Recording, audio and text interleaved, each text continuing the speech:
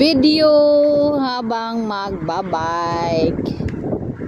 Oh, ang ganda ng panahon guys. Oh, dandahan lang ako para makapag-video.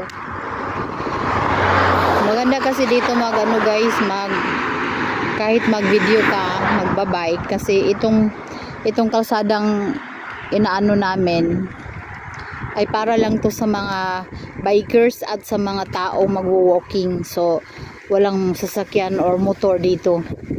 Kami lang mga bikers at mga gustong mag-jogging or mag-walking yan dito sa kalsadang ito. So okay lang mag-video habang magbabike.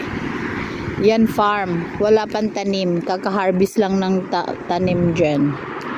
At saka dito din ang mga puno ay nagsisimula ng mag-brown kasi next month ay wala na, winter na, hindi pa pala winter herbs. So next month ay herbs at nagsisimula ng maging kulay brown yung mga dahon. Hindi pa naman totally,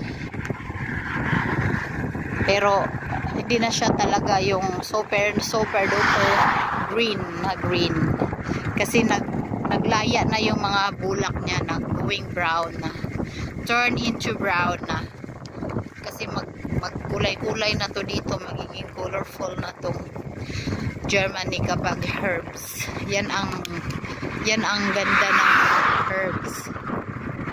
Nag-iba't ibang kulay, may maroon, may green, may yellow, may orange, may pula. Yung mga puno. Ay, ang tour guide ko ay nagsutoy-sutoy lang. Ang ating oras ay alas 12:20 na. At nandito pa rin kami sa kalsada. Alo, tatawid siya. Loko, hindi niya sinabi. Oh, loko,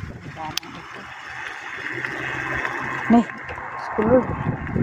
Shit, may auto. Shot si bate!